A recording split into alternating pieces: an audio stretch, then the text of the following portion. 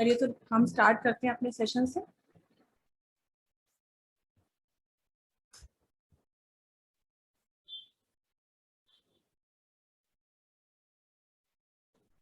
देखिए, अभी तक हमने जब सॉफ्ट स्किल्स की बात की या पर्सनालिटी डेवलपमेंट की बात की, तो उसमें सॉफ्ट स्किल्स में हमने डिस्कस किया कि भाई आपकी जो बिहेवियर और आपकी पर्सनालिटी, ओवरऑल जो आपकी बॉडी लैंग्वेज है और आपकी बहुत सारी कम्युनिकेशन, सभी चीज़ों पे बात की, क्योंकि ये सभी चीज़ें मिलकर के हमारी पर्सनालिटी बनाते हैं। लेकिन पर्सनालिटी सिर्फ इस बात पर निर्भर नहीं करती कि हमने कपड़े कैसे पहने हैं। पर्सनालिटी इस बात पे ही सिर्फ निर्भर नहीं करती कि हम बातचीत के लिए कौन सा तरीका इस्तेमाल कर रहे हैं। ना ही वो केवल इस बात पर निर्भर करती है कि जब आप किसी को कोई मैसेज देते हैं तो वो किस तरह से दे रहे हैं। इन सब चीजों के साथ जो अभी तक हमने डिस्कस की हैं, उन सब के साथ साथ पर्सनालिटी इस बात पर भी डिपेंड करती है कि हमारी राइटिंग स्किल्स क्या हैं, हम लिखते कैसे हैं, क्योंकि ऑफिशियली आपको राइटिंग भी करनी पड़ती है। बहुत से लोगों का तो ऐसा प्रोफाइल होता है कि वो वही लिखते हैं जो उनसे कहा जाता है लिखने के लिए, जैसे जो लोग क्लरिकल प्रोफाइल में होते हैं या जो लोग होते हैं क्या नाम है ये ऐसे वो लेते हैं, मतलब कि वो डिक्टेशन वगैरह लेते हैं, तो वो शॉर्ट हैंड वगैरह टाइपिंग सीखते हैं और जो चीज़ उनको कही जाती है बोला जाता है, वो डिक्टेशन उसको एग्जैक्टली वैसे उतारते हैं और लिख देते हैं। लेकिन अगर हम उसे अपनी पर्सनैलिटी की बात करें, वो तो देखिए हमारा जॉब रोल है, वो तो हमारी रिस्पॉन्सिबिलिटी काम की है, लेकिन अपनी डे टू डे लाइफ में या प्रोफेशनल लाइफ की हम बात करें तो हमारी अपनी कुछ राइटिंग स्किल्स भी होनी चाहिए। और कुछ नहीं तो कुछ चीज़ों में हम खास तौर से ध्यान रखते हैं। जैसे सबसे पहली बात राइटिंग स्किल में जो हमें ध्यान देनी है वो होनी चाहिए हमारी हैंड राइटिंग। ऑल्दो स्कूल में सबको हैंड राइटिंग को इम्प्रूव करने के लिए कर्सिव और नॉर्मल जो है आपकी राइटिंग के लिए टीचर्स हमेशा छोटी छोटी क्लास में इस बात का ध्यान देते हैं कि बच्चे की हैंड राइटिंग अगर खराब है तो इसको इम्प्रोवाइजेशन देने के लिए वो एक नोट देते रहते हैं कि आप और इम्प्रूव कीजिए या हैंड राइटिंग पे और काम कीजिए। इसके लिए बहुत सारी प्रैक्टिसेस उनको कराई जाती हैं और डे बाय डे प्रैक्टिस करने से ये फायदा मिलता है कि एक दिन जाकर के बच्चे की हैंड राइटिंग अच्छी हो जाती है। और यूजुअली आज अगर आप देखें तो किसी की भी हैंड राइटिंग बहुत खराब नहीं होती है, लेकिन फिर भी अगर देखा जाए तो हैंड राइटिंग एक बहुत बड़ा एस्पेक्ट होता है। और इनफैक्ट जो लोग हैंड राइटिंग एक्सपर्ट्स होते हैं, जो एनालिसिस करते हैं इसका, वो तो केवल हैंड राइटिंग को देख करके आपके बारे में बहुत सी चीजें बता सकते हैं जो आपकी पर्सनालिटी से रिलेटेड है।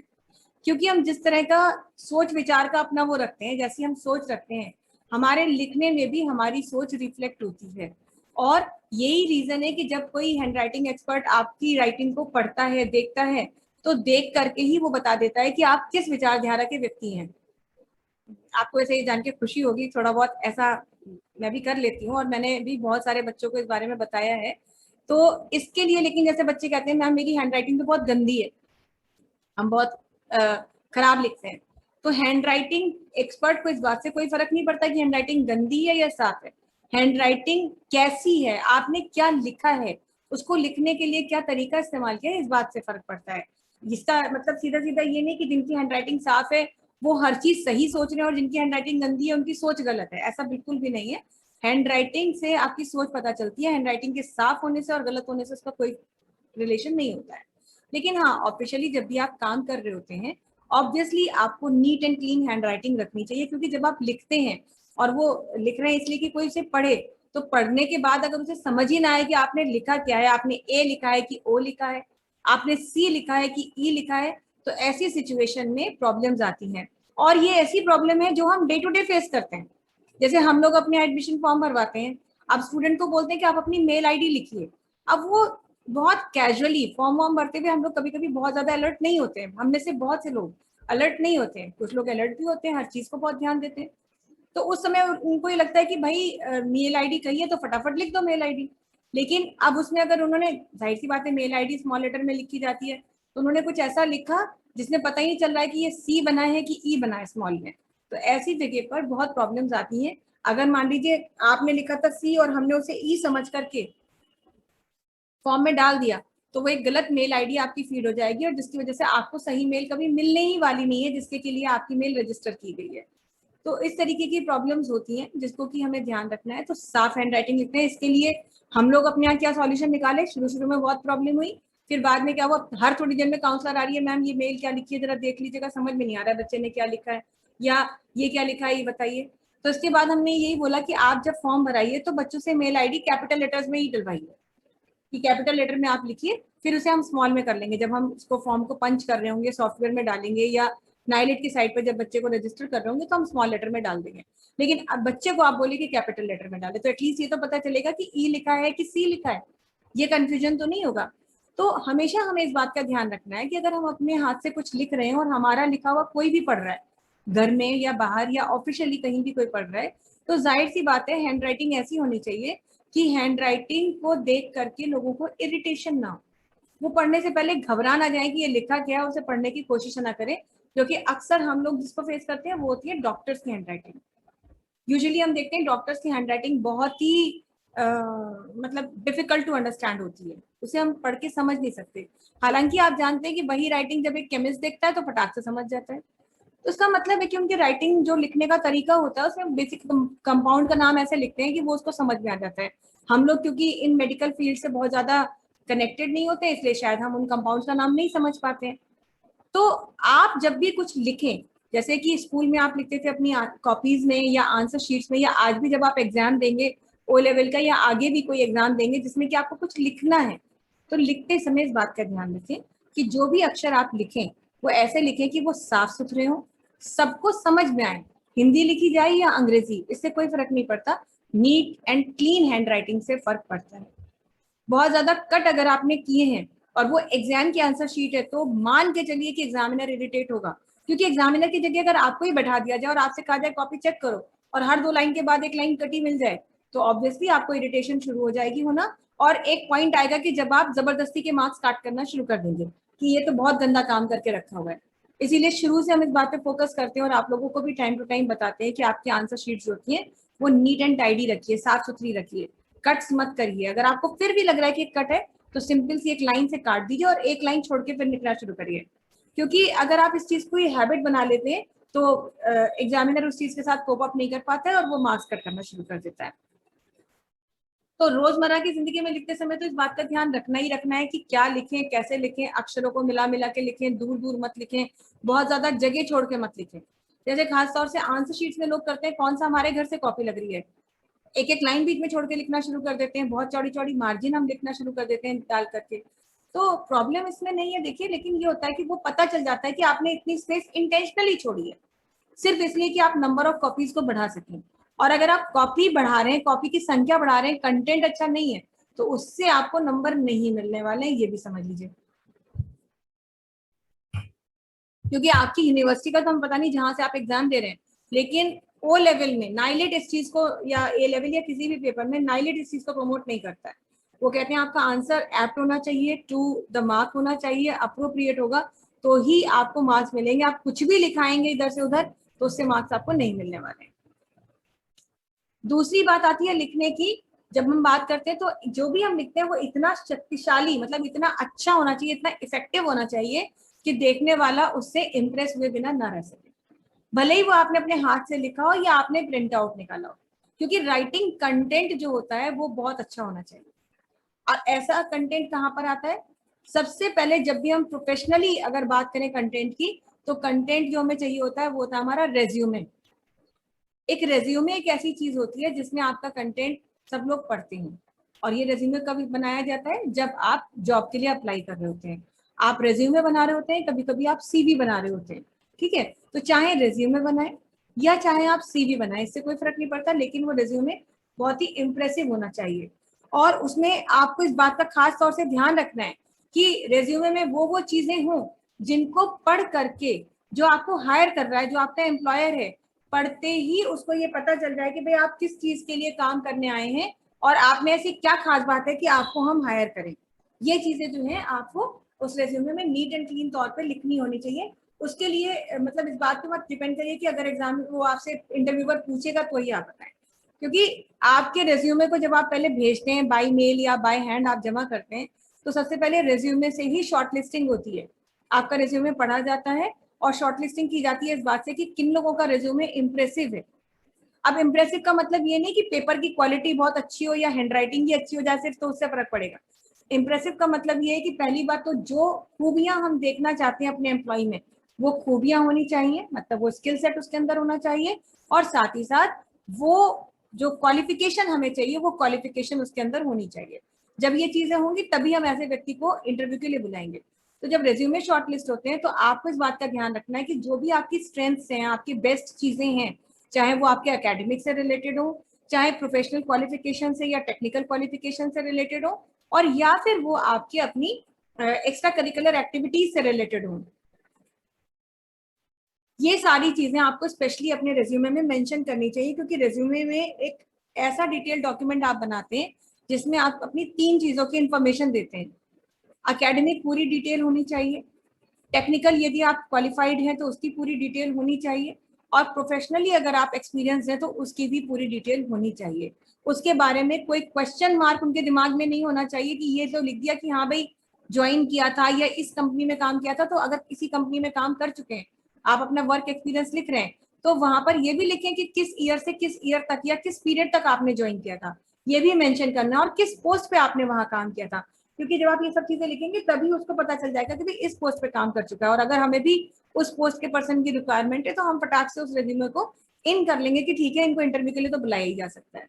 तो आपका रेज्यूमे नीट एंड क्लीन इस सेंस में होना चाहिए कि हर इंफॉर्मेशन पढ़ने वाले को डायरेक्ट कन्वे हो, और जिस तरीके की जरूरत उसे है इंफॉर्मेशन की, वो पूरी की पूरी इंफॉर्मेशन उस रेज्यूमे को पढ़ के ही उसे मिल जाए। उस रेज्यूमे को पढ़ के उसे कंफ्यूजन ना हो, वो आपके बारे में कोई कंफ्यूजन ना रखे, क्योंकि वो कंफ्यूज हुआ नहीं और उसने आपके रेज्यूमे को एक तरफ कर दिया कि हटाओ उसको। तो इसलिए रेज्यूमे में इन सब बातों का आपको ध्यान रखना चाहिए।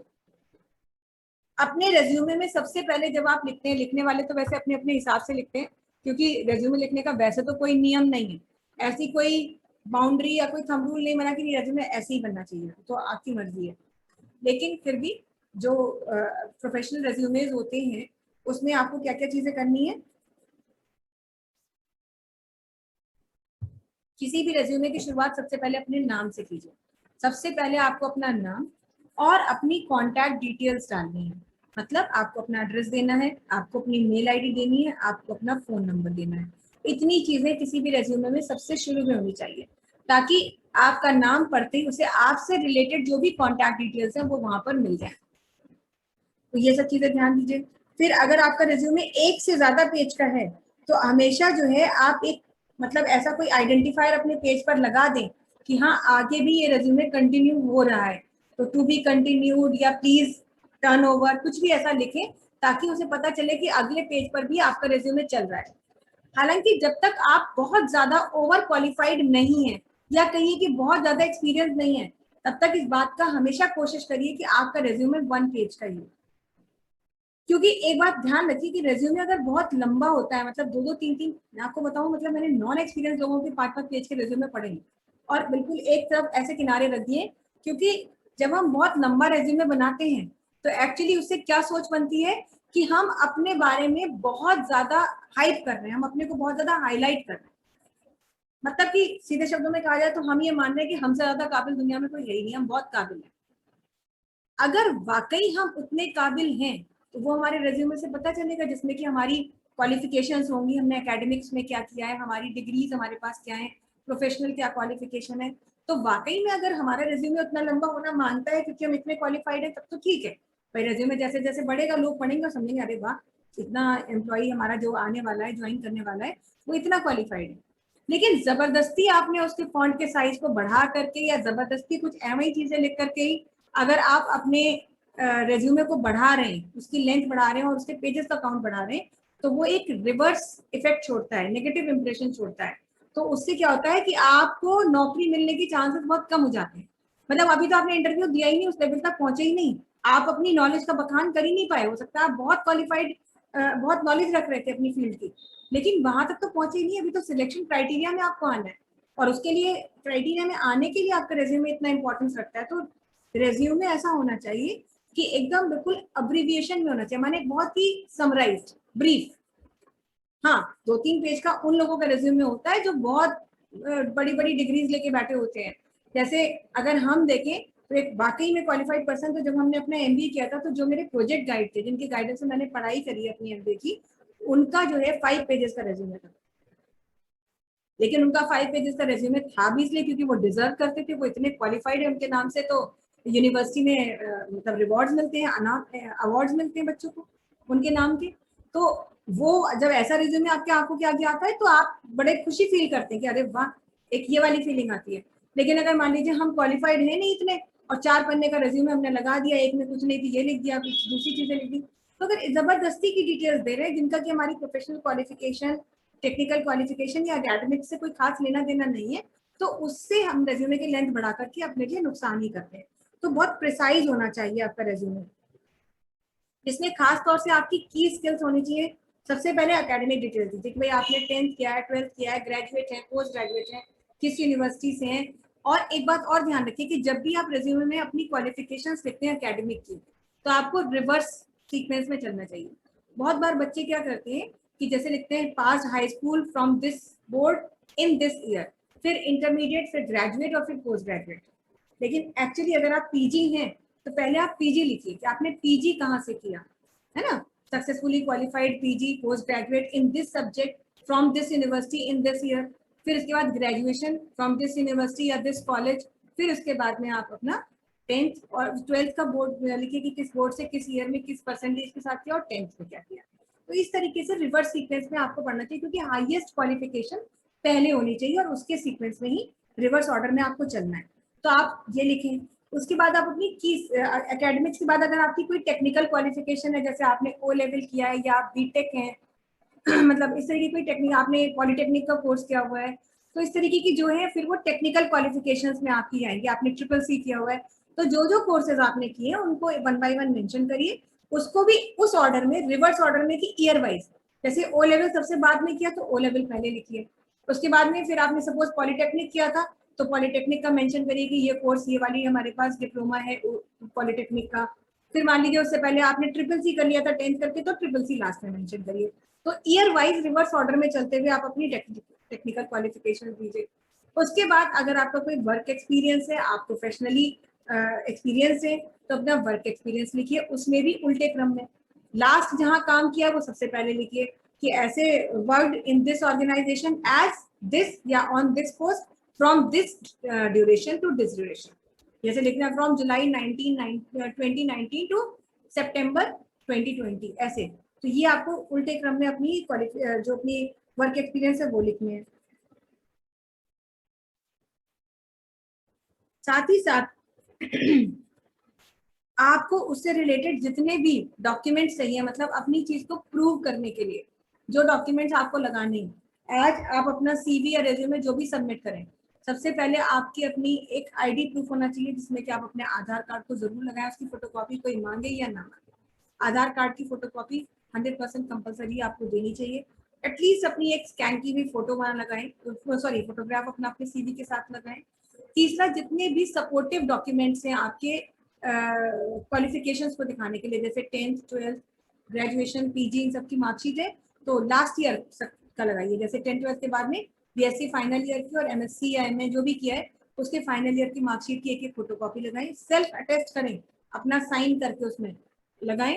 और इसी तरीके से अपने जो भी आप वर्क एक्सपीरियंस देना चाहते हैं, तो वर्क एक्सपीरियंस का है तो एक्सपीरियंस सर्टिफिकेट अपना लगाएं, ताकि कोई चीज नॉन ऑथेंटिकेटेड ना रहे, या जब कभी आप इंटरव्यू के लिए जाएं तो उससे पहले आपके पास फोन ना आए कि आपने ये डॉक्यूमेंट मिस कर रहे हैं, लगाइए, है ना।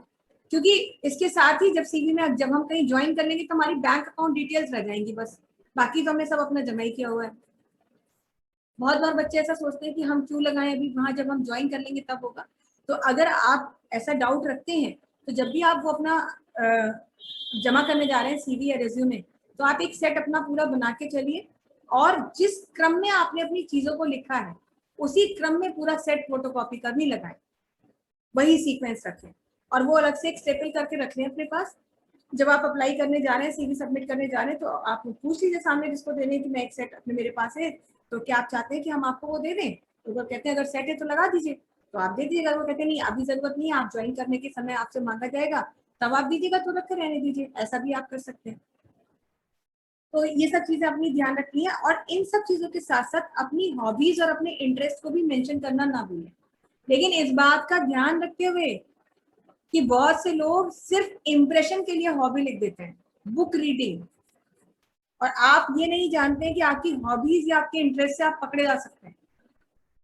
कुछ लोग लिख देते हैं कि मुझे ट्रैवलिंग का शौक है, सोचते हैं ट्रैवलिंग जो है वो काफी इन है, एक ऐसा मतलब ट्रेंड है, बड़ा अच्छा लगता है, इंप्रेसिव है ना, तो ट्रैवलिंग लिख देते हैं, ब्लॉगिंग लिख देते हैं, और ये वो कुछ भी बुक रीडिंग लिख देते हैं, ये थोड़ा इन है। अब कुछ लोगों ने कहा साहब मुझे इंडोर स्पोर्ट्स खेलने का शौक है, लेकिन इंडोर में मैं तो लूडो खेलता हूँ, तो मैं क्या लिखूँ, इंडोर स्पोर्ट्स नहीं, स्पोर्ट्स लिख देते हैं। कोई पूछेगा तो कह देंगे टेनिस खेलते हैं, बैडमिंटन खेलते हैं, ये खेलते हैं, वो खेलते हैं, कुछ भी। तो नहीं, आप बिल्कुल हमेशा इस बात का ध्यान रखिए कि जो एक्चुअल आपके इंटरेस्ट हैं, एक्चुअल आपकी हॉबीज हैं, वो लिखिए। ऑब्वियसली आप ये नहीं लिखेंगे कि घर में झगड़ना मेरी हॉबी है, जो भी आपको पसंद हो वही आप लिखेंगे। तो और बिल्कुल वही जो रियल, जिसके बारे में आप नॉलेज रखते हैं, क्योंकि आपने तो लिख दिया बुक रीडिंग, सामने से सवाल आएगा कैसी बुक्स रीड करना पसंद करते हैं। अब आपने कहा कॉमिक्स, तो वो उसी पे पकड़ लेंगे, कैसी कॉमिक्स। अच्छा, आर्चीज पढ़ते हैं, किसने बनाया है, आर्चीज के फाउंडर कौन है। अच्छा, आप ये टॉम एंड जेरी देखते हैं, आपको कार्टून नेटवर्क पसंद है, टॉम एंड जेरी जरा बताइए कौन से प्रोडक्शन हाउस का है। अब ये अगर वाकई में आपकी हॉबी थी, तो आप उसकी जानकारी रखते होंगे, थोड़ा बहुत तो आप जानते ही होंगे, लेकिन वो आपकी हॉबी थोड़ी ना थी। बुक पढ़ना आपको आपकी हॉबी नहीं है, आपने सोचा कि किसी और के सीवी में देखा था, अच्छा लगा, हमने भी लिख दिया। और ने पूछा कौन सी बुक पढ़ते हैं, आपने कह दिया कि साहब लिटरेचर अच्छा लगता है, पकड़ लेगा वहीं पर आपको। म्यूजिक सुनना, तो म्यूजिक कैसा सुनना पसंद करते हैं, तो अब आप कहेंगे कि जो डे टू डे हमारा ही चलता है, जो रेगुलर म्यूजिक है, हम वही पसंद है, बॉलीवुड म्यूजिक पसंद है। तो जो, तो आपसे पूछेंगे बॉलीवुड म्यूजिक पसंद है तो कौन सा सिंगर पसंद है, तो जो सिंगर आपको एक्चुअली पसंद है आप उसी के बारे में बताएं, ये नहीं कि जो फेमस है उसका नाम ले दें। आपको नहीं, अगर आपको जरूरी नहीं है, आपका अपना टेस्ट है, आपकी अपनी चॉइस है, जरूरी थोड़ी आप दुनिया के साथ चलें। लोगों को मान लीजिए अरिजीत सिंह पसंद आता है, आपको नहीं अरिजीत सिंह पसंद है, आपको दर्शन रावल पसंद है, तो आप उसका नाम लीजिए कि हाँ मेरे को तो दर्शन रावल पसंद है। क्यों पसंद है, फिर वो आप अपना बताइए कि मुझे उनका स्टाइल ऑफ सिंगिंग अच्छा लगता है, या उनकी वॉइस अच्छी लगती है, या पूछ लिया कि कौन सा गाना आपको उनका अच्छा लगता है, तो आपको बताना है वो गाना है। हो सकता है वो आपसे कह दे कि 2 लाइन गा के सुनाइए, कुछ भी कह सकता है, इंटरव्यूअर कुछ भी कह सकता है वो आपके रेज्यूमे को पढ़ करके, और आप वहां मना नहीं कर सकते। आप मना कर रहे हैं तो उनके सामने सीधी ये सोच आएगी कि आज ये सिलेक्शन के टाइम पे बैठा है, इसकी रोजी रोटी का जुगाड़ होने वाला है यहाँ पर, तब ये हमारी अगर डिमांड को डिनाई कर रहा है, तो आगे तो ये हमारे काम करेगा ही नहीं, एक बार नौकरी मिल जाएगी। और कोई इनजेन्युइन डिमांड नहीं रख रहे हैं, वो आपसे ये नहीं कह रहे कि आप डांस करके दिखाओ, एक जेन्युइन सी डिमांड अगर वो रखते हैं जिसको कि आप मना नहीं कर सकते, तो आपको मना नहीं करना चाहिए, आप उस डिमांड को फुलफिल करें। क्योंकि वो ये देखते हैं, वो ये नहीं सुनना चाह रहे कि आपकी आवाज कैसी है, और आप इस चीज को लेके संकोच में मत रहिए कि आपकी आवाज खराब है तो हम कैसे सुनाए, पता नहीं मेरी आवाज खराब होगी तो लोग मुझे रखेंगे या नहीं। नहीं, आपसे गाना नहीं गवाना उनको, आपको जॉब में रखे, आपको जॉब में रख करके वो तो इस समय सिर्फ ये देखना चाहते हैं कि क्या आप ओबीडियंट हैं या नहीं, तो उस चीज का ध्यान रखिए। तो पैनल वैसे कोई भी इतने स्टूपिड नहीं होते कि कोई बहुत ही स्टूपिड सी डिमांड रखे, पर हाँ फिर भी अगर आपको वाकई में लगता है कि वो बहुत ही स्टूपिड डिमांड है और आप नहीं उसको, तो आप डिनाई कर दीजिए, लेकिन बहुत ही अम्बली और पोलाइटली कि सॉरी सर, मैं इस समय ये नहीं कर पाऊंगा, I am very sorry, please आप मुझसे कोई ऐसा दूसरा कुछ पूछ लीजिए, सवाल क्वेश्चन दूसरा कर लीजिए। तो आपको अगर लगता है तो अम्बली बहुत ही पोलाइटली आप अपनी उनकी रिक्वेस्ट को डिनाई करिए, ना कि ये सर ये तो हम नहीं कर सकते, ये तो नहीं होगा सर हमसे, ऐसा तो नहीं कर पाएंगे। तो ऐसा तो नहीं कर पाएंगे तो कहेंगे तो फिर जाइए आप कहीं और देखिए जाकर के। तो काम हमें अपना करना है, हमें भी अपनी रोजगार का इंतजाम करना है, तो काम करें। ठीक है, हम किसी के कहना चाहिए कि बहुत चापलूसी करके काम नहीं करेंगे, या ऐसा नहीं कि हमसे सामने कोई भी कुछ कहेगा तो हम वो कर लेंगे, अपना सेल्फ रिस्पेक्ट होना जरूरी है। जैसे कुछ दिनों पहले एक मूवी आई थी, तो वहां हम देख रहे थे उसमें कि जो एम्प्लॉयर था, वो उनका जो अपना एम्प्लॉय था वो बिल्कुल पढ़ा लिखा नहीं था, ऐसे कुछ भी काम करता था उनका, जो वो बोलते थे वो करता था। तो वो एम्प्लॉयर को दिमाग में ये चीज आ गई थी कि मैं जो बोलूंगा ही वो करेगा। तो एक दिन फंक्शन में उसको बोलता है कि तू कुत्ते की तरह भौंक के सुना, तो वो बेचारा वो भी कर रहा है। अब उसकी वाइफ है, वो बहुत मतलब इस चीज के लिए डिस्गस्ट फील कर रही है कि ये क्या कर रहा है, मतलब मेरे हस्बैंड से क्या करा रहा है। तो वो उसको समझाती है कि ये सेल्फ रेस्पेक्ट रखो अपने लिए। बॉस का कहना मानने का मतलब ये नहीं कि बॉस कल को तुमसे खून करने बोले तो तुम खून कर दोगे। अपनी भी सेल्फ रेस्पेक्ट आप रखिए, क्योंकि अगर हम खुद की इज्जत नहीं कर सकते तो हमारी कोई इज्जत नहीं करेगा। मगर सेल्फ रेस्पेक्ट होना और एटीट्यूड या एरोगेंस होना दो अलग चीजें हैं, इन दोनों को अलग अलग रखिए। कुछ लोग सेल्फ रेस्पेक्ट के चक्कर में इतने अभिमानी हो जाते हैं कि उन्हें पता ही नहीं चलता है कि वो सेल्फ रेस्पेक्ट खत्म होकर कब वो हमारा एटीट्यूड में या एरोगेंस में बदल गया। तो उन चीजों का ध्यान रखते हुए काम करें। ऐसे ही जब आप किसी को लेटर लिखते हैं, तो लेटर लिखते समय भी आपको इस बात का बहुत ध्यान रखना है कि क्या क्या चीजें जरूरी है, क्योंकि लेटर बहुत ही प्रिसाइज होते हैं। लेटर ऑफिशियल तो बहुत ही कॉमन, मतलब बहुत छोटे से होते हैं। इनफॉर्मल लेटर्स तो आपके कैसे भी लिखिए, अगर आप अपने रिश्तेदारों को, दोस्तों को लेटर लिख रहे हैं तो आप लेटर में कुछ भी लिखिए, 4 पेज का लेटर लिखिए, कोई फर्क नहीं पड़ता। हो सकता है आप अपना ही नहीं, अपने पूरे मोहल्ले का हालचाल उनको सुना रहे हो, या आप कुछ ऐसा डिस्कस कर रहे हो जिसके बारे में मतलब आपको लगता है कि ज्यादा कंटेंट की जरूरत है, तो कोई फर्क नहीं पड़ता। लेकिन ऑफिशियली जब आप लेटर लिखते हैं तो वैसे भी लेटर्स में जो कंटेंट होता है बहुत थोड़ा सा होता है, 1 या 2 पैराग्राफ का लेटर होता है, लेकिन फिर भी जब आप लेटर लिखें तो उसमें सही चीज का जगह पर सही चीज लिखें। सेंडर का नाम कहाँ लिखना है, रिसीवर का नाम और पता कहाँ लिखना है। हर लेटर में एक सब्जेक्ट लाइन होना कंपलसरी है। ऑफिशियल लेटर जो होते हैं उसमें सब्जेक्ट लाइन जरूरी है, क्योंकि सब्जेक्ट लाइन को पढ़ के ही पता चलता है कि लेटर किस चीज के बारे में है। तो सबसे पहले सब्जेक्ट लाइन पढ़ी जाती है। आप चाहें तो सब्जेक्ट लाइन को बोल्ड कर सकते हैं। किसी भी लेटर में जो है आपके लेटर हेड होता है, उस लेटर हेड में यूजुअली ऑर्गेनाइजेशन का नाम, ऑर्गेनाइजेशन का लोगो और उसकी कॉन्टैक्ट डिटेल्स होती हैं। अगर आपसे भी कह दिया जाए कि ऐसा लेटर बनाइए तो आप लेटर हेड में वो सारी चीजें अपनी डालिए। और एमएस वर्ड में इतना तो आपने डिजाइनिंग सीखी है कि आप इतना काम आराम से कर सकते हैं। जहां भी आपको मतलब एक डेट जरूर होनी चाहिए आपके लेटर के, ऑफिशियल लेटर में डेट और टाइम और लेटर का एक रेफरेंस नंबर जरूरी है। तो आपको अगर आपने नया ज्वाइन किया तो आपको बताया जाएगा कि रेफरेंस नंबर यहाँ से लिया जाता है या ये नंबर डालना है आपको, तो वो नंबर आप डालें ताकि आगे के समय में उस लेटर से रिलेटेड यदि कोई भी कॉन्वर्सेशन होता है तो उस लेटर का जो रेफरेंस नंबर होता है उसे कंसिडर किया जाता है। डेट टाइम जरूर लिखिए, क्योंकि अगर वो है, और डेट को पूरा लिखिए। जैसे लेटर में हम लोग जब डेट लिखते हैं तो जैसे आज की डेट 9 जून है तो 09062021 भी लिख सकते हैं ऑब्लिक में कर करके, लेकिन कायदा ये कि लिखिए 9th of June JUNE पूरा स्पेलिंग और 2021। लेटर में डेट का फॉर्मेट ये होना चाहिए, बाकी मर्जी आपकी है कि किस तरह से रखें। तो डेट लिखिए, टाइम लिखिए, एड्रेस को बिल्कुल पूरी तरह से लिखिए। लेटर को स्टार्ट करते समय सैल्यूटेशन का सही ध्यान रखिए। ऑफिशियल लेटर्स में कभी भी हम डियर या ये सब नहीं लिखते हैं। ऑफिशियल लेटर्स में हम सर ऑब्लिक मैडम लिखते हैं, या ज्यादा से ज्यादा सैल्यूटेशन में हम रेस्पेक्टेड लिख सकते हैं। हालांकि रेस्पेक्टेड की भी जरूरत नहीं होती है, आपको सर ऑब्लिक मैम लिखिए और तब आप अपने लेटर को शुरू करें। तो सैल्यूटेशन होना चाहिए प्रॉपर, और उसी के हिसाब से आपके सब्जेक्ट जो वो है उसकी क्लोजिंग भी बहुत ही अच्छी होनी चाहिए लेटर की, जिसमें कि आप योर सिंसियरली या ये कुछ इस तरीके के लिखिए, थैंक यू या जो भी लिखना है वो अपना दीजिए तो होना चाहिए। जितने भी पैराग्राफ आपके लेटर में होते हैं उनकी फॉर्मेटिंग का भी आपको पूरा ध्यान रखना है कि जो आप लिख रहे हैं उसकी फॉर्मेटिंग क्या है। फॉन्ट का साइज ना तो इतना बड़ा हो कि जबरदस्ती वो देखने में भद्दा लगे, और ना ही इतना छोटा हो कि सब पढ़ने में प्रॉब्लम हो। तो डिफॉल्ट साइज जो होता है वो 11 पॉइंट वैसे तो होता है, थोड़ा बड़ा करना 12 पॉइंट तक कर दीजिए। और सब्जेक्ट लाइन को अगर आपने बोल्ड किया हुआ है तो उसको 11 पॉइंट से ज्यादा मत लिखिए, क्योंकि इसे बहुत बड़ा नहीं लिखा जाता। बोल्ड भी आप इसलिए लिखते हैं क्योंकि आप हाईलाइट करना चाहते हैं उस चीज को, कि देखते ही सामने उस पर निगाह जाए और लोग उसमें अपना जो है काम करें। बाकी जो कुछ भी आपको लिखना है बहुत कम शब्दों में आप लेटर को लिखेंगे ताकि लोग तुरंत उसे पढ़ें, और पढ़ते ही आपका ऑब्जेक्टिव भी उन्हें क्लियर हो जाए कि आप कहना क्या चाह रहे हैं। तो कहने के लिए बहुत ज्यादा शब्दों का इस्तेमाल ना करें, कम शब्दों में अपनी बात को खत्म करें, और एक कॉम्प्लीमेंट्री क्लोजिंग जरूर अपने लेटर में दें। और लास्ट में सिग्नेचर के लिए या जो स्पेसिफिकेशंस आपको लगाने वो जरूर कीजिए, क्योंकि जब भी आप ये चीज करते हैं तो जो है सिग्नेचर के लिए जगह वगैरह छोड़ करके, तो आगे अगर उसका प्रिंट आउट निकाल के साइन करना होता है तो प्रॉपर लोकेशन मिलती है। बिजनेस लेटर में जो है कई तरीके के लेटर आते हैं, ये तो आपके फॉर्मल इनफॉर्मल दोनों तरह के हो गए। बिजनेस लेटर जैसे कभी आप किसी को कंप्लेंट कर रहे हैं तो वो एक अलग लेटर होता है। आप किसी चीज का कवरिंग लेटर भेजते हैं, जैसे कि हम आप लोगों की प्रोजेक्ट रिपोर्ट भेज रहे हैं या कुछ भी इस तरीके की चीज भेजते हैं, तो आपके जैसे ओबीसी डिपार्टमेंट में हम भेजते हैं बहुत सारे डॉक्यूमेंट्स, आपके रिजल्ट का डेटा भेजते हैं सब कुछ, तो उसकी कवरिंग लेटर जरूर होता है।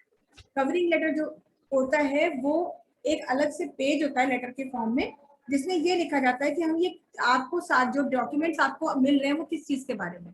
तो जैसे हमने कहा भाई हम प्रोजेक्ट पायलट को हमने प्रोजेक्ट रिपोर्ट भेजी, तो हम सभी बच्चों का जो प्रोजेक्ट का डेटा होता है एक एक बच्चे का अलग से प्रिंट आउट निकलता है कि बच्चे का नाम ये है, पूरा एक लेटर के फॉर्म में लिखा होता है कि इस नाम का बच्चा, इस रजिस्ट्रेशन नंबर का बच्चा है और इसका प्रोजेक्ट टाइटल ये है, इसने इस डेट में सबमिट किया है, पूरा देते हैं। तो ऊपर हम पूरा देते हैं कि साहब इतने बच्चों की प्रोजेक्ट डिटेल्स हम आपको भेज रहे हैं, तो ये इतने कैंडिडेट्स हैं। तो वो कवरिंग लेटर टाइप के भी बिजनेस लेटर होते हैं, उनको भी बनाना पड़ता है। रिकमेंडेशन के लेटर्स भी होते हैं। रिकमेंडेशन के लेटर्स का क्या मतलब है ऐसे लेटर्स होते हैं रिकमेंडेशन के जहां पर कि आप किसी को रेकमेंड करें। जैसे कई बार ये होता है ना कि आपके यहाँ कोई एम्प्लॉय काम कर रहा था या आप किसी को जानते थे और उन्होंने कहा कि साहब हम अपने जॉब के लिए जा रहे हैं अप्लाई करने, तो आप एक रिकमेंडेशन लेटर मेरे लिए डाल दीजिए। या आप क्या काम कर रहा था वो स्विच कर रहा है तो उन्होंने कहा कि सर आप मेरे लिए एक रिकमेंडेशन लेटर डाल दीजिए। तो रिकमेंडेशन लेटर में आप रेकमेंड करेंगे कि हाँ भाई जो एम्प्लॉई यहाँ पे काम कर रहा था हम इसके काम करने के तरीके से पूरी तरह सेटिस्फाइड है और हम इसके उज्जवल भविष्य की कामना करते हैं। इस तरीके की चीजें जो है वो रिकमेंडेशन लेटर में जो है ये सारी चीजें आती हैं। इसके अलावा जॉब ये जो आपका है नोटिफिकेशन होता है, कोई कोई गलती हो गई है, कोई मतलब एरर की नोटिफिकेशन है, उस तरीके का लेटर आप लिखते हैं। किसी को इनवाइट कर रहे हैं तो इनविटेशन लेटर आप लिखते हैं। अगर हालांकि तो ऐसे लेटर नहीं भेजे जाते, लेकिन अगर आपने कहीं अप्लाई किया है मतलब आपके यहाँ लोगों ने अप्लाई किया है और फिलहाल आपने उन्हें हायर नहीं किया है तो इसके लिए भी वैसे लेटर लिखा जाता है कि यू आर नॉट हायर्ड। लेकिन यूजुअली ऑर्गेनाइजेशन ऐसे लेटर नहीं भेजती है, पर अगर ऐसे भेजती है तो उसमें आपको बाकायदा बताना पड़ेगा कि we are sorry to inform you that your application has not been considered as appropriate application, yeah, you are not considered as appropriate applicant for this job and do try, yeah, better luck next time, yeah, you should try for this place, for this job to this place। तो वो जो भी आपको लिखना है उस तरीके से आप दे सकते हैं। ऑलरेडी इस तरीके की चीजें होती नहीं है, लिखते नहीं है लोग। तो इस तरीके के लेटर्स लिखते समय आपको ध्यान देना है। ऑफिशियली आप बिजनेस रिपोर्ट्स बनाते हैं, वहां पे लिखते समय बहुत ध्यान दीजिए कि किस तरह से रिपोर्ट लिखनी है, किस चीज की रिपोर्ट आप बना रहे हैं। जैसे सेल्स की रिपोर्ट बना रहे हैं या आपने कोई मार्केटिंग सर्वे किया था उसकी रिपोर्ट आप बना रहे हैं, तो किस डेट में सर्वे किया गया, कितने लोगों का सर्वे किया गया, क्या क्या चीजें आपने पूछी, उससे कितना परसेंट आपको पॉजिटिव आउटकम मिला, कितना परसेंट नेगेटिव आउटकम मिला, मतलब पूरा एनालिसिस आपको उस रिपोर्ट में देना है। आपने जिस भी तरीके की रिपोर्ट अपनी जमा की है, अगर आप उस रिपोर्ट में चीजें आधी अधूरी लिखते हैं तो उससे कोई फायदा नहीं है।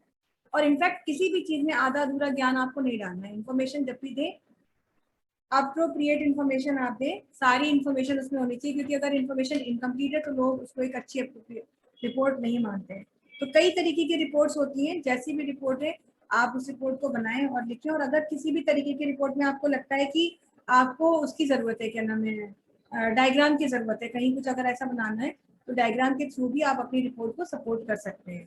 तो इस तरीके के डॉक्यूमेंट्स आप क्रिएट करते हैं, कई तरह से होते हैं, वो सब आपको यूज करने होते हैं। इसके अलावा और क्या है कि बाकी पर्सनैलिटी में ये तो लिखने से ठीक होगी।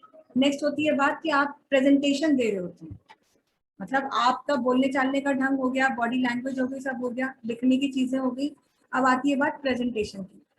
प्रेजेंटेशन दो तरीके से दी जाती है। एक तो किसी सॉफ्टवेयर की मदद से हम प्रेजेंटेशन देते हैं, जिसके लिए आप पावर पॉइंट का यूज कर सकते हैं, या लिब्रे ऑफिस में इम्प्रेस सॉफ्टवेयर का यूज करके प्रेजेंटेशन देते हैं।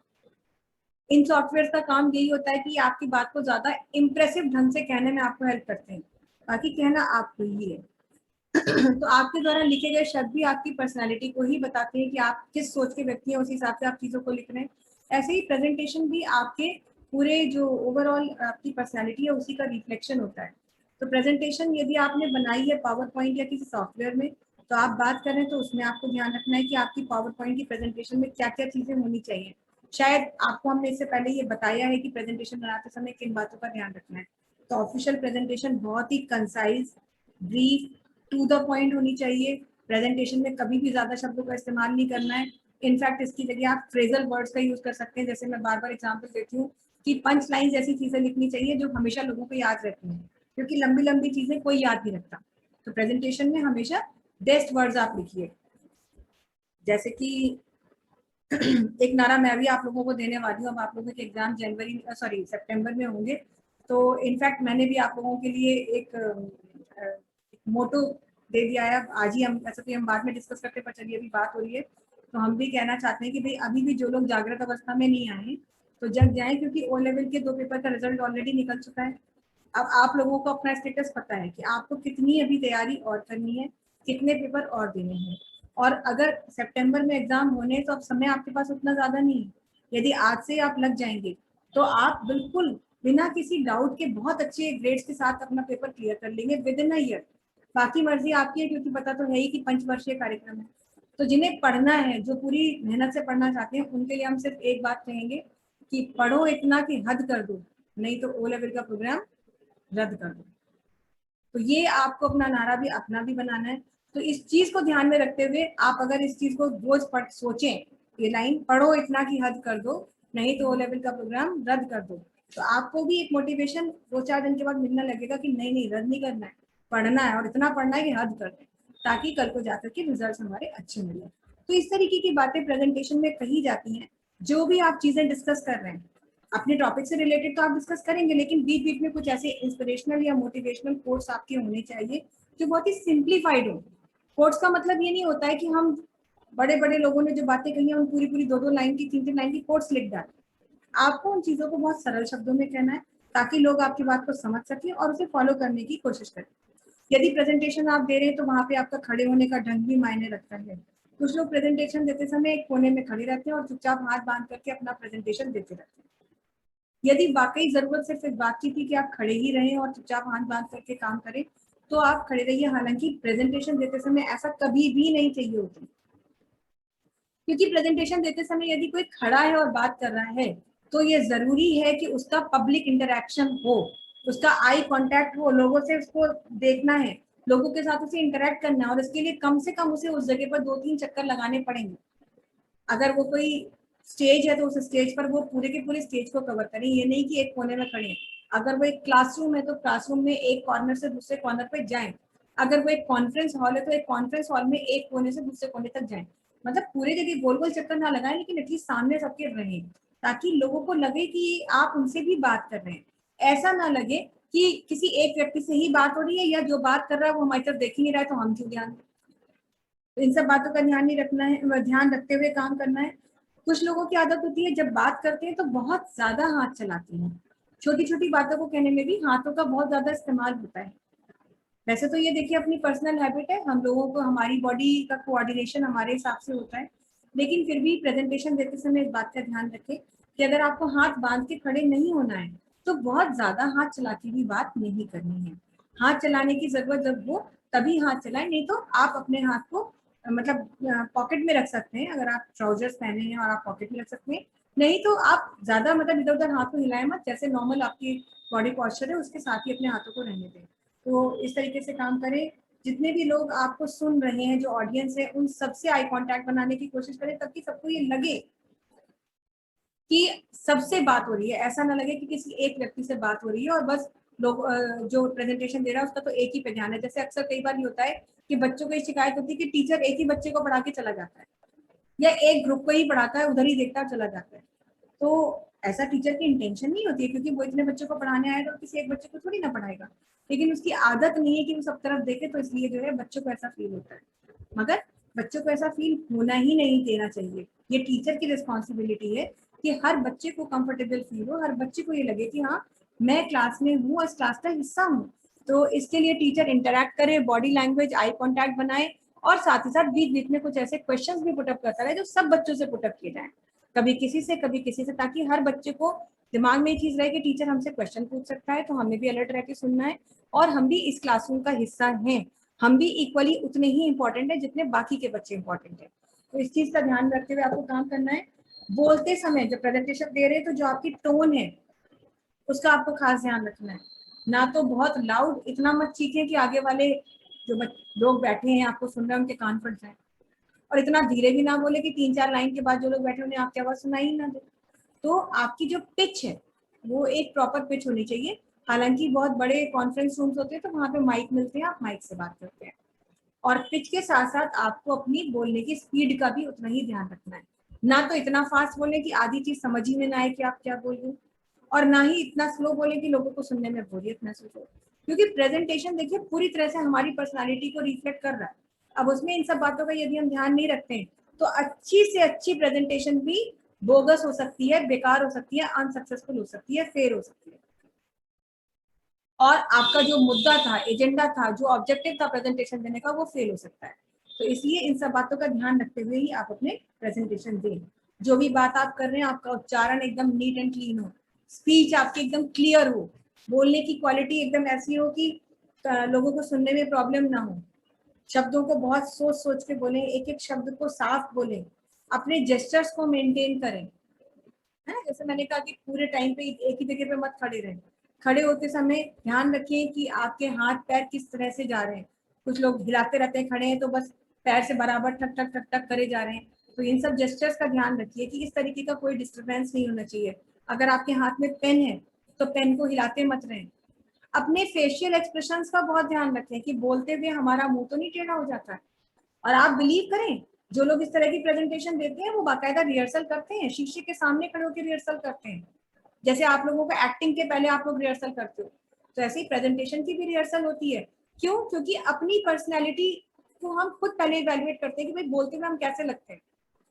ऐसा तो नहीं कि बहुत ज्यादा हम आवेश में आ जाते हैं तो हमारा मुंह टेढ़ा हो जाता है या आंखें बंद होने लगती है बात करते हुए या कुछ भी। तो हम बोलते हुए कैसे लग रहे हैं, हम कहीं अनप्लेजेंट तो नहीं लग रहे हैं, इस बात का ध्यान हम खुद ही देते हैं। तो पहले ही हम रिहर्सल करते समय इस बात का ध्यान देते हैं और इस चीज को ध्यान देते हुए ही हम अपना काम करते हैं।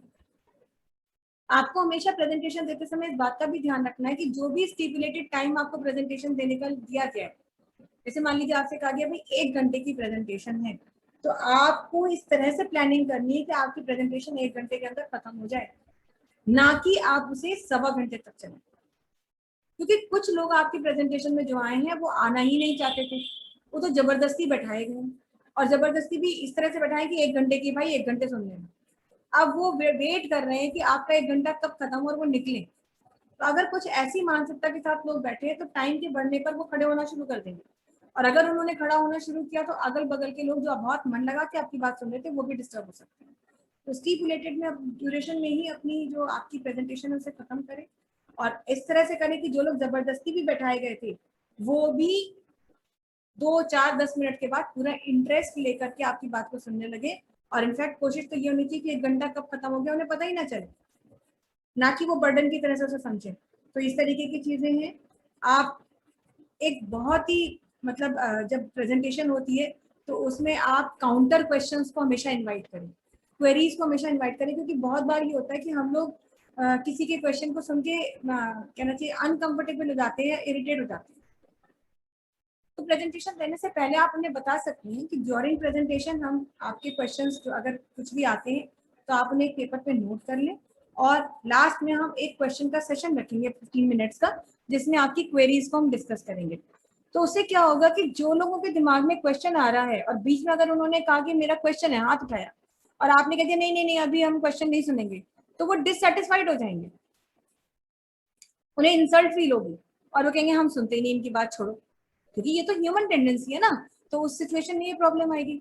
लेकिन अगर आप अपनी प्रेजेंटेशन को स्टार्ट होने से पहले ही अनाउंस कर दें कि ड्यूरिंग प्रेजेंटेशन अगर आपके if you have sub questions तो please note them down in your notebook, and after this presentation I will give you 15 minutes to solve your queries, to have your questions. तो पूरे patience, पूरे धैर्य के साथ आपकी बात को, आपकी प्रेजेंटेशन को सुना जाएगा, देखा जाएगा, और इस बात को भी ध्यान में रखेंगे कि क्वेश्चंस को सॉल्यूशन मिलना है तो वो क्वेश्चंस रखेंगे, वो दिमाग लगाएंगे कि कौन कौन से क्वेश्चन आ रहे हैं, और उन्हें पता है कि लास्ट में 15 मिनट हमें मिलेंगे इस चीज के लिए कि हम डिस्कस कर सकते हैं। तो और अगर ऐसा नहीं होगा तो वो असंतुष्ट होकर के आपकी बात को सुनना ही नहीं चाहेंगे और एक समय के बाद वो इग्नोर करना शुरू कर देंगे। तो इंटरव्यू टाइप की चीजों के लिए भी सॉरी इस तरीके के क्वेश्चनर के लिए आपको तैयार रहना चाहिए। तो जो भी टॉपिक पे आप प्रेजेंटेशन बना रहे हैं पहले ही अनुमान लगा ले पॉसिबिलिटी ऑफ क्वेश्चंस की कि किस किस तरह के क्वेश्चंस आ सकते हैं, और उन क्वेश्चंस को आप अपने को रेडी रखिए कि इस तरह के क्वेश्चंस को आपको कैसे सॉल्यूशन देना है। इंटरव्यू के लिए जाते समय जैसे कि हम पहले भी बात कर चुके हैं बहुत बार कि आपको अपने कपड़ों का फॉर्मल्स का ध्यान रखना है, गर्ल हो या बॉय हो इससे कोई फर्क नहीं पड़ता, फॉर्मल अटायर ही होना चाहिए। अगर आप वेस्टर्न अटायर में जाते हैं तो आपको शर्ट पैंट पहनने ही पहने, लाइट कलर की शर्ट और डार्क कलर का ट्राउजर ही रखिए, डार्क कलर का ट्राउजर और लाइट कलर का डार्क कलर की शर्ट और लाइट कलर के ट्राउजर का कॉम्बिनेशन मत रखिए। ना बहुत ही पेपी कलर पहनिए कि आपने चेरी कलर का ट्राउजर पहन लिया या आपने बहुत ही मतलब ब्राइट से बेज कलर का पहन लिया। आप सिंपल कलर पहनिए, black colour, navy blue colour, dark brown colour apt होते हैं इंटरव्यू के लिए, ये सूदिंग कलर्स होते हैं। और व्हाइट या ऑफ व्हाइट या बहुत ही लाइट पेस्टल कलर्स की शर्ट आप पहनिए, बहुत ब्राइट से कलर्स आपको पहनने की जरूरत नहीं है, लड़की हो या लड़का हो दोनों के लिए। अगर आप सूट पहनते हैं तो वो आपकी चॉइस है, तो भी उसमें आप डार्क कलर के सूट्स पहनिए, जैसे आप जैकेट पहन रहे हैं ऊपर से, आप पैंट आपके ट्राउजर और जैकेट है तो डार्क कलर के लीजिए, आप नेवी ब्लू कलर का या रॉयल ब्लू कलर का, मतलब इस तरीके के लीजिए जो कि बहुत ही सूदिंग लगे आपके व्हाइट कॉम्बिनेशन के साथ, ना कि वो बहुत ही ऐसा लगे कि आप किसी शो में चले आए, इस तरह के अपीयरेंस नहीं होनी चाहिए। अगर आप इंडियन मतलब गर्ल्स के लिए है कि अगर आप वेस्टर्न नहीं इंडियन पहनना चाहते हैं तो आप शलवार कमीज पहनिए। हमेशा ध्यान रखिए इंटरव्यू के लिए जब भी आप जा रहे हैं, हालांकि तो देखिए ये तो ऑर्गेनाइजेशन टू ऑर्गेनाइजेशन वेरी करता है, लेकिन फिर भी अगर आप किसी भी इंटरव्यू के लिए जा रहे हैं तो आप शलवार कमीज प्रेफर कीजिए, एटलीस्ट आप लेगिंग मत पहन के जाइए, क्योंकि लड़कियों को इस तरीके के अटायर सुटेबल नहीं लगते हैं जब वो इंटरव्यूज के लिए जाती है। साड़ी अगर है तो सो फार सो गुड, मगर ये फिर भी आपकी अपनी चॉइस है साड़ी में देना है। जैसे बड़ी बड़ी ऑर्गेनाइजेशन एमएनसीज वगैरह होती हैं और आप मान लीजिए काउंसलिंग प्रोफाइल के लिए जा रहे हैं या आप ऐसी किसी डेस्क के प्रोफाइल के लिए जा रहे हैं जहाँ पर आपका अपीयरेंस मैटर करता है, तो आपको उसी तरीके का अपीयरेंस रखना है जैसा जॉब के टाइम पर आपको चाहिए होगा, है ना। तो इसीलिए आपको उस तरीके के कपड़े ही अपने पहन के जाने चाहिए। तो इस बात का ध्यान रखें अटायर का, उस समय भी आप अपने शूज अपने फुटवियर का भी ध्यान रखें। इंटरव्यू में आप सैंडल्स पहन के मत जाइए, मतलब जो लड़के हैं वो फ्लोटर्स पहन जाते हैं या कुछ इस तरीके की चीजें पहन जाते हैं, नहीं, आपको शूज ही पहन के जाने चाहिए। अगर आप शलवार कमीज पहन के जा रही हैं लड़कियां जितनी भी है तो वो सिंपल बिल्कुल आपकी जो है फ्लैट बेलीज पहनिए, या बहुत ही फ्लैट मतलब बहुत ज्यादा हील के सैंडल्स मत पहने, और कैसे भी पहने आप ऐसे मतलब फुटवियर पहने जिनसे साउंड ना हो। कुछ लोग होते हैं चलते हैं तो ठक ठक ठक ठक की आवाज होती है, तो ठीक है जब आप जॉब मिल गई है हो सकता है आपका प्रोफाइल ऐसा हो कि आपको हाई हील्स पहनने हैं या उन हील्स में अगर ब्लॉक्स है तो ब्लॉक्स की आवाज आएगी, लेकिन जब आप इंटरव्यू के लिए जा रहे हैं तब आप कोशिश करें कि इस तरीके की चीजें ना पहने, क्योंकि इससे डिस्ट्रैक्शन होता है, लोगों का ध्यान उस चीज पर डाइवर्ट होता है और अननेसेसरीली आप लाइमलाइट में आ जाते हैं, जबकि अभी आप लाइमलाइट में आना भी नहीं चाहते। और सबसे बड़ी बात कि इन सब बातों का रिवर्स इफेक्ट पड़ता है। तो ये है, नेल्स प्रॉपर आपके कट डाउन होने चाहिए, बॉयज के नेल्स बड़े नहीं होने चाहिए, नीट एंड क्लीन आपके हैंड्स होने चाहिए, हैंकी हाथ में मत रखिए, पॉकेट में रखिए। और लड़कियों ने अगर नेल्स बढ़ा रखे तो आप एक सिंपल सा कलर नेल पेंट के तौर पे लगाइए, बहुत लंबे नेल्स मत करके जाइए, और बहुत ही सिंपल सा कलर लगाइए, आपको नेल आर्ट दिखाने की वहां पे जरूरत नहीं है। अगर ऑलरेडी आपने नेल आर्ट अप्लाई किया तो उसे रिमूव करिए, एक सिंपल सा बहुत ही न्यूड या बहुत ही लाइट कलर नेल पेंट के लिए यूज कीजिए। किसी भी प्रोफाइल के लिए आप जा रहे हैं उसको आपको ध्यान रखना है, ठीक है। हैंकी वगैरह जो है पॉकेट में रखिए, जरूरत पड़ने पर ही उन्हें पॉकेट से निकालिए। यदि आपको इंटरव्यू देते समय छींक आ रही है या खांसी आ गई है तो तुरंत आप सॉरी या एक्सक्यूज मी बोलिए, पार्डन करिए। कोई भी बात अगर आपको समझ में नहीं आई, कोई क्वेश्चन किसी ने पूछा तो सॉरी बोल के या पार्डन बोल के आप क्वेश्चन को रिपीट कर सकते हैं कि सॉरी सर या pardon sir can you repeat it again. इस तरीके से बात करें, अम्बली बहुत ही पोलाइटली बात करेंगे। बाकी जो लोग आपसे बात कर रहे हैं, जितने लोग आपसे क्वेश्चन कर रहे हैं, सबके साथ आई कांटेक्ट बनाएं और बैठते समय सीधे बैठे। कुर्सी के ऊपर चाहे जैसी भी कुर्सी मिल रही है उसका मतलब ये नहीं है कि वो चेयर मिल गई तो अगर आपको यहाँ पे बहुत इजी चेयर मिल गई तो आप चेयर पे जाकर के लीन हो जाए, एकदम मतलब ढह जाए चेयर पे बैठे, वो नहीं करना है। बहुत अलर्ट मोड में बैठे, मगर अलर्ट मोड का मतलब ये भी नहीं कि अभी बम फट जाए तो आप भाग ही जाए। ऐसे बैठे कि आप कंफर्टेबल हैं लेकिन आपको बिल्कुल कंफर्टेबल भी नहीं होना है, इस तरह से बैठे। और कान आंख नाक सब खुले रखें। कोशिश ये करें कि जो भी क्वेश्चन आपसे किया जाए आप इतने ध्यान से सुने कि दोबारा आपको सुनना ना पड़े, पूछना ना पड़े। तो हर चीज का ध्यान रखें और जो भी आपसे मतलब बात हो रही है उसका पूरा टू द पॉइंट आप जवाब दें। आपको एक्स्ट्रा कुछ भी बोलने की जरूरत नहीं है, जितना कहा जाए उतना ही आप बात करें। ये सब चीजें जो है आपको ध्यान रखनी है। अपनी चाल, अपनी वॉकिंग पर भी आपको ध्यान रखना चाहिए कि चलते समय आप कुछ इस तरह से चले कि लोगों को उससे कोई प्रॉब्लम ना हो। जैसे मैंने कहा कि आप अगर ऐसे सैंडल्स या शूज पहनते हैं जिनमें आवाज होती है तो जो लोग बहुत कंसंट्रेट होकर काम कर रहे थे उनसे उनको डिस्ट्रैक्शन होता है, डिस्टर्बेंस होता है। तो इस तरीके की डिस्टर्बेंस वाली चीजें मत करिए, या आप बहुत तेजी से मत चलें। ऑफिस में एक कॉम आप अपनी सिंपल सी स्पीड रखें, मतलब एक स्टैंडर्ड स्पीड रखें, ना बहुत तेजी से भागे ना ही बहुत धीरे धीरे चलें। और काम करते समय बिल्कुल आपका अपीयरेंस ऐसा होना चाहिए कि शाम को भी जब आप काम कर रहे हो तो लगे कि आप फुल ऑफ एनर्जी हैं, ऐसा ना लगे कि ओ अब तो थक करके बस चूर हो गए हैं, अब तो बस कहीं बेड मिल जाए तो सीधे पड़ जाए। ये थकान भले ही है, ऐसा नहीं कि थकान होगी नहीं, थकान हो, लेकिन आपको शो ऑफ इस बात का नहीं करना है कि हम बहुत थक गए, क्योंकि ये सब चीजें रिवर्स इफेक्ट देती है, नेगेटिव इफेक्ट देती है।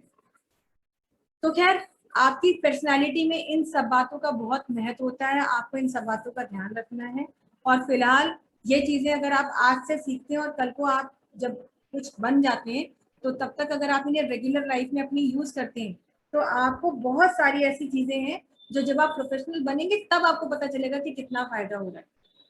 कभी भी आप 5 स्टार 7 स्टार होटल्स में जा रहे हैं और आपको वहां पर अगर मतलब कोई मील कर रहे हैं या किसी मीटिंग में जा रहे हैं वहां पे हैं, तब आपको मीटिंग के लिए, मील के लिए, हर चीज के लिए आपको अनुमान होगा कि कितना फायदा इन चीजों से मिलता है। क्योंकि पर्सनैलिटी डेवलप करना एक बात है, लेकिन जब लोग आपकी पर्सनैलिटी को इवेल्युएट करते हैं तो वहां पर आपको आपकी इन आदतों से फायदा मिलता है। तो ये चीज कोई ऐसी नहीं है, सिंथेटिक नहीं है कि आपने ऊपर से कुछ ओढ़ लिया और हो गया। ये तभी आपको फायदा मिलेगा जब ये आपकी हैबिट में होगा, क्योंकि हैबिट में होगा तो आपको सोचना ही नहीं पड़ेगा, आपकी ऑटोमेटिकली बॉडी के रिफ्लेक्स ही वैसे होंगे, आपकी बॉडी, आपके बॉडी ऑर्गन्स काम ही वैसे करेंगे। तो इस बात का ध्यान रखते हुए ही आपको काम करना है, इसीलिए ये चीजें आपको बताई गई कि ये चीजें आपकी हैबिट में होनी चाहिए। तो खैर ये टॉपिक हमारा खत्म हो गया है। अब इसके बाद अगला टॉपिक जो है इसी चैप्टर का हम फिर अपने ऑल्टरनेट सेशंस में लेंगे। और परसों आपकी क्लास होती है, कल तो आप लोगों की छुट्टी रहेगी, तो नेक्स्ट टाइम से नया टॉपिक हम स्टार्ट करेंगे। आज के लिए इतना ही रखते हैं। Take care everyone, that's all.